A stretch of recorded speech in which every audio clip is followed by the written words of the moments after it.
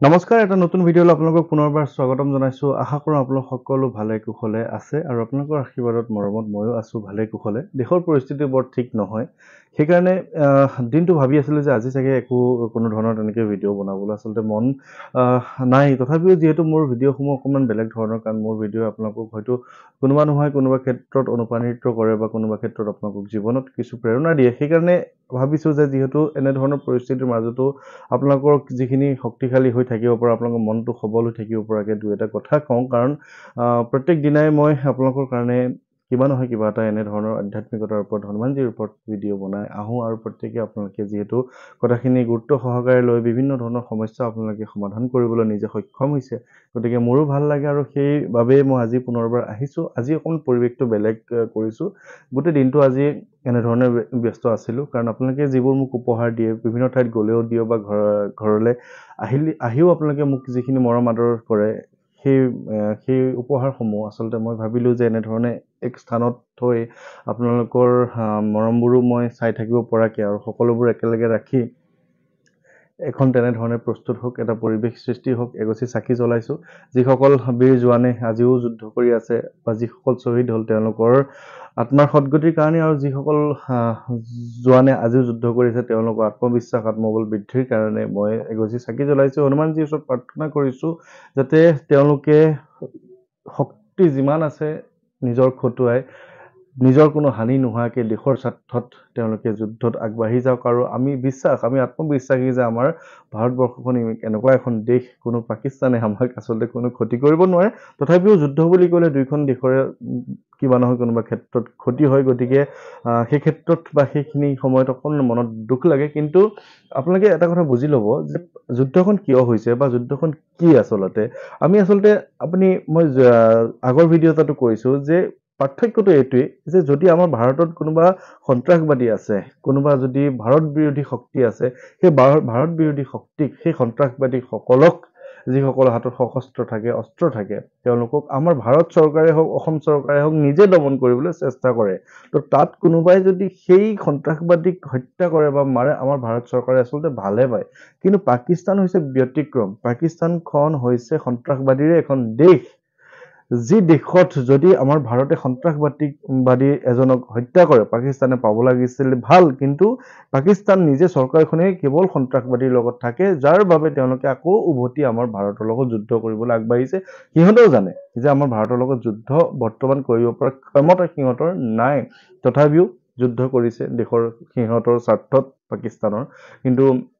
আমি বিশ্বাসী আমাৰ আত্মবিশ্বাস আছে আত্মবল আছে যে আমি নিজে জিকিম আৰু যিহেতু নিজে গৈ যুদ্ধক্ষেত্ৰত হাজাৰবাৰ ক'লেও আমাৰ সেইখিনি যোগ্যতা নাই যে নিজে গৈ যুদ্ধ কৰিম তথাপিও আমাৰ ভাৰতীয় সেনাৰ কাৰণে এগছি বন্তি জ্বলাইছোঁ আৰু সকলোৰে সুৰক্ষা যাতে হয় ভাৰতৰ যাতে কোনো ক্ষতি নহওক তাৰ বাবে ভগৱানৰ ওচৰত প্ৰাৰ্থনা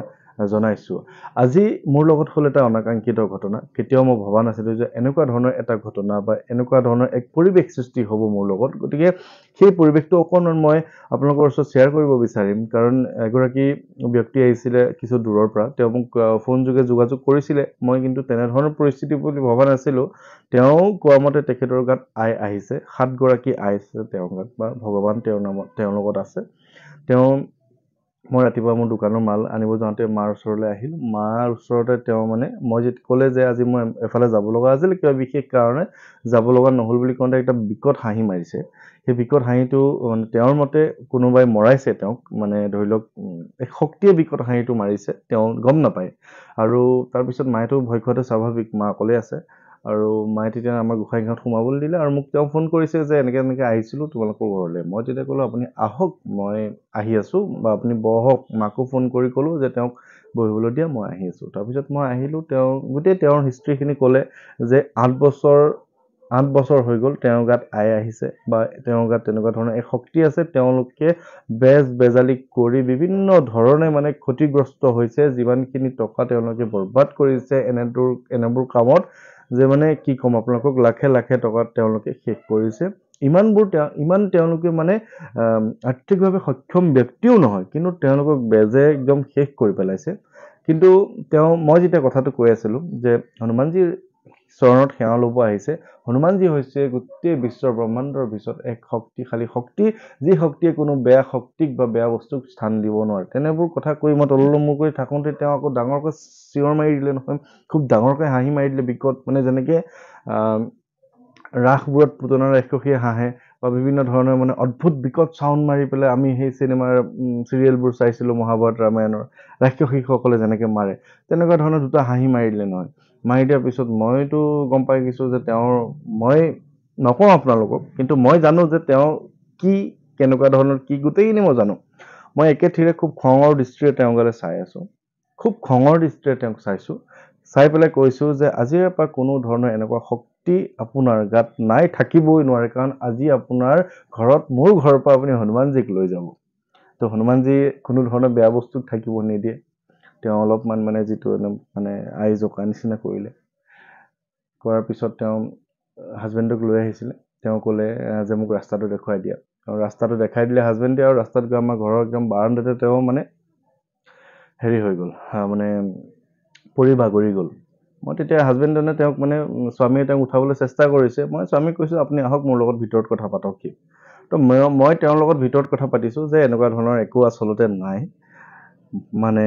মোৰ ফালৰ পৰা ক'বলৈ এইখিনি কৈছোঁ তেওঁ 2 মিনিটৰ ভিতৰত ঠিক হৈ যাব আৰু কোনো কাৰণে তেওঁৰ লগত আজিৰ পৰা তেনেকুৱা ধৰণৰ ঘটনা নহয় কাৰণ হনুমানজী ইমানেই শক্তি কোনো বেয়া বস্তু বা বেয়া কথা একদম সহ্যই কৰিব নোৱাৰে আমি প্ৰচাৰ কৰি আছোঁ ভাল কথা যে আপোনাৰ ভাল হওক তেনেকুৱা ধৰণৰ কথাই প্ৰচাৰ কৰি আছোঁ হনুমানজীৰ শক্তিখিনি প্ৰচাৰ কৰি আছোঁ তেওঁ কেনেধৰণে আপোনাক সহায় কৰে গতিকে তেওঁ 2 মিনিটমানৰ পিছতে উঠি পেলাই ক'লে যে মোৰ গাত আৰু আজিৰ পৰা একো নাই মই ভাল হৈ গ'লোঁ মই কৈছোঁ হ'ব আপুনি যিমানখিনি আজিলৈকে বৰবাদ কৰিলে যিমানখিনি শেষ কৰিলে সেইখিনি আগতেই যদি শেষ হোৱাহেঁতেন আপোনাৰ ঘৰখন উন্নতি হ'লহেঁতেন তো তেনেকুৱা ধৰণৰ কথাখিনি ক'লোঁ তেওঁলোকেও ঘৰৰ পৰা বিদায় ল'লে চাকি ধূপ জ্বলালে নামঘৰতে গোসাঁই ঘৰতে গতিকে তেনেকুৱা ধৰণৰ কিছুমান চিটুৱেশ্যনৰ সন্মুখীন হ'ব লগা হৈছে আজিকালি অনাকাংক্ষিত মই ভবা নাই তেনেকুৱা ধৰণৰ চিটুৱেশ্যন যে কেতিয়াবা মই পাম গতিকে এনেধৰণৰ কথাও হয় আৰু বহুতে এতিয়া মোক ফোন কৰিছে যিসকলে মোক নতুনকৈ পাই আছে ফেচবুকতে ইউটিউবতে নতুনকৈ পায় তেওঁলোকে বিভিন্ন ধৰণৰ কনফিউজন কথাবিলাক সোধে সংকল্প কেনেধৰণে ল'ম তো তেওঁলোকৰ কাৰণে কৈছোঁ যে সংকল্পৰ ভিডিঅ' মই ইতিমধ্যে বনাই থোৱা আছে আগতেই তথাপিও মই চেষ্টা কৰিম কোনোবা দিনা সংকল্পৰ এটা ভিডিঅ' বনাবলৈ সদ্যহতে মই মাজুলীৰ পৰা অহাৰ কথা এটা ভাবি আছোঁ যে অহা সোমবাৰ মঙলবাৰ বুধবাৰে 3টা দিন মাজুলীৰ যিটো অনুষ্ঠান মই ভাবি থৈছোঁ কিন্তু দেশৰ পৰিস্থিতিৰ কথা ভাবি যে বিভিন্ন ধৰণৰ অনুষ্ঠানবোৰ সকলোৱে বাতিল কৰিছে তো মই কেনেধৰণে কি কৰোঁ এতিয়াও মই মানে দুধুৰ মুধুৰত আজি বিশেষকৈ দুধুৰ মুধুৰত আছোঁ যে মই কি কৰিম কি নকৰিম মাজুলীৰ যিসকল লোক আছে তেওঁলোকৰ সৈতে মই কথা পাতিম আচলতে অহাকালিলৈ মই কথা পাতি ল'ম কাৰণ পৰিস্থিতিও বৰ ঠিক নহয় আৰু কোন সময়ত কি পৰিস্থিতি হৈ যায় কেনেধৰণৰ কি হৈ যায় আমি জানো যে আমাৰ লগত বা তেনেকুৱা ধৰণৰ অসমখন বা উত্তৰ পূৰ্বাঞ্চলত তেনেকুৱা ধৰণৰ একো ক্ষতি নহয় কাৰোৰে ক্ষতি হ'ব নালাগে তথাপিও যিহেতু আমি ইয়াতে আছোঁ আমাৰ এই কথাখিনি কথা আমি অলপমান চিন্তা কৰিছোঁ যে কি কৰা যায় কি কৰা নাযায় ইতিমধ্যে বিহু ফাংচনসমূহ পিছুৱাই দিয়া হৈছে বা বাতিল কৰা হৈছে সকলো কমিটি আমাৰো 17 তাৰিখে ভিতালী দাসৰ কন্যা মানে কমলিকা কাশ্যপক নিমন্ত্ৰণ জনাইছিলোঁ সেই অনুষ্ঠানো ইতিমধ্যে বাতিল কৰা আমি ঘোষণা কৰিছোঁ গতিকে বিভিন্ন ধৰণৰ কথা আছে কথাবোৰ ভালকৈ চিন্তা কৰিব লাগিব আৰু আপোনালোকক এটা কথা কওঁ যে বহুতেই হনুমান চালিচা কি পঢ়িম ক'ৰ পৰা পঢ়িম এনেধৰণৰ কনফিউজনত মোক সুধি আছে মই তেওঁলোকক কওঁ যে প্ৰথমতে আপোনালোকে কিন্তু দোহাটো পঢ়াটো খুব জৰুৰী বহুতে দোহাটো নপঢ়ে শ্ৰী গুৰু চৰণ সৰোজ ৰজ নিজ মন মুকুৰ সুধাৰি বৰণৌ ৰঘুবৰ বিমল যশু যোদায়কু ফলচাৰি বুদ্ধিহীন তনু জানিকে সুমিৰ পৱন কুমাৰ বল বুদ্ধি বিদ্যা দেহু মোহি হৰহু কলেশ বিকাৰ এইটো হৈছে দোহা প্ৰথম দোহাটো তাৰপিছত আহিব যিখন চালিচা 40টা পংক্তি তাৰপিছত আহি যাব আৰু এটা দোহা শেষৰটো পৱন তনয় সংকট হৰণ মংগল মূৰ্তি ৰূপ ৰাম লক্ষণ সীতা সহিত হৃদয় বসহু স্বৰূপ এইখিনি মতাটো দৰকাৰ দোহা দুটা মাতিবই লাগিব বহুতেই মোক কৈছে যে মোক অমুকে পৰামৰ্শ দিছে যে দোহা দুটা মাতিব নালাগে কিন্তু মই আপোনালোকক কৈছোঁ যিহেতু আপোনালোকে মোৰ ভিডিঅ'সমূহ চাইছে মোৰ কথাখিনি আপোনালোকে মানি ল'ব কাৰণ যদি মোৰ ভিডিঅ'খিনি চাই মোৰ কথাখিনি আপোনালোকে শুনিব লাগিব কাৰণ এইকাৰণেই কৈছোঁ যে বিভিন্নজনে বিভিন্ন মাধ্যমত বিভিন্ন ভিডিঅ' চাই তেওঁলোকে বিভিন্ন ধৰণৰ কনফিউজনত থাকি মোক ফোন কৰে মইতো সহজ সৰলকৈ আপোনালোকক কওঁ যে আৰু এই সহজ সৰল প্ৰথাত ভগৱানৰ যি মানে কৃপা পাব পাৰি সেই বিষয়ে মই আপোনালোকক সজাগ কৰি আছোঁ আৰু বিশেষ একো নাই সকলো ভালে কুশলে থাকিব সজাগ থাকিব সষ্টম থাকিব সকলো সুৰক্ষিত থাকিব আৰু সকলোৱে কুশল মংগল কামনা কৰি আজিৰ এই ভিডিঅ'টো ইমানতে সামৰিছোঁ এই পৰিৱেশটো অকণমান কেনেকুৱা লাগিছে বা কিবা সাল সলনি কৰিব লাগিব নেকি আপোনালোকে অকণমান জনাব আৰু ইমানতে এৰিছোঁ ধন্যবাদ